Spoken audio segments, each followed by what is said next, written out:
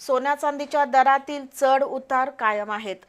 सोमवार, मंगळवार आणि बुधवार असे 3 दिवस सोन्या चांदीच्या दरात तेजी अनुभवली। गुरुवारी दोन्ही मौल्यवान धातूंचे दर खाली आले, पण आज पुन्हा सोन्याच्या दरात प्रति तोळा 3,300 रुपयांनी आणि चांदीच्या दरात प्रति किलो 13,000 रुपयांची वाढ झाली।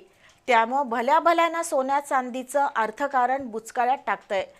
दुसरीकडे हिऱ्यांचे दर मात्र स्थिर आहेत। दरवर्षाला साधारण 5 ते 7% दरवाढीचा आलेख कायम आहे, तर गेल्या वर्षभरात प्लॅटिनमच्या दरात दुपटीपेक्षा अधिक वाढ झाली आहे। गेल्या 1 वर्षात सोन्या चांदीच्या दरात प्रचंड वाढ झाली आहे, तर गेले 2 महिने सोन्या चांदीच्या दरात सातत्यानं चढ उतार होतोय, पण त्यातही दरवाढ जास्त आणि दरात घट कमी असंच प्रमाण आहे। त्यामुळे जानेवारी 2025 मध्ये 80 ते 90 हजार प्रति तोळा असा सोन्याचा दर जानेवारी 2026 मध्ये 1.5 लाखावर आलाय।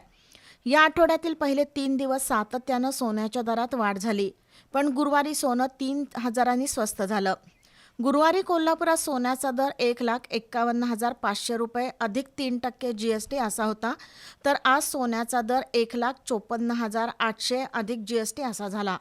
त्यामुळे एका दिवसात सोन्यानं पुन्हा 3,300 रुपयाची वाढ दर्शवली आहे। दुसरीकडे गुरुवारी चांदी 21,000 रुपयांनी स्वस्त होऊन 3,03,000 रुपये प्रति किलो या दरानं मिळत होती, पण आज पुन्हा चांदीच्या दरात 13,000 रुपयांची वाढ होऊन 3,16,000 रुपये अधिक GST मिळून 3,22,400 रुपये इतका चांदीचा दर झालाय। सोन्या चांदीच्या दरातील रोजचा चढ उतार अनेकांच्या आकलनाच्या पलीकडे गेलाय। त्यामुळे जुने जाणते सराफ व्यावसायिक सुद्धा संभ्रमात आहेत। त्याचवेळी हिऱ्याच्या किमती मात्र बऱ्यापैकी स्थिर आहेत।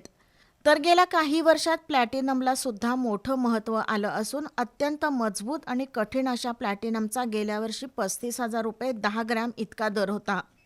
तोच आता 85,000 रुपये 10 ग्रॅम असा दर झालाय। त्यामुळे नजीकच्या काळात प्लॅटिनमचे दर वाढले तर आश्चर्य वाटायला नको।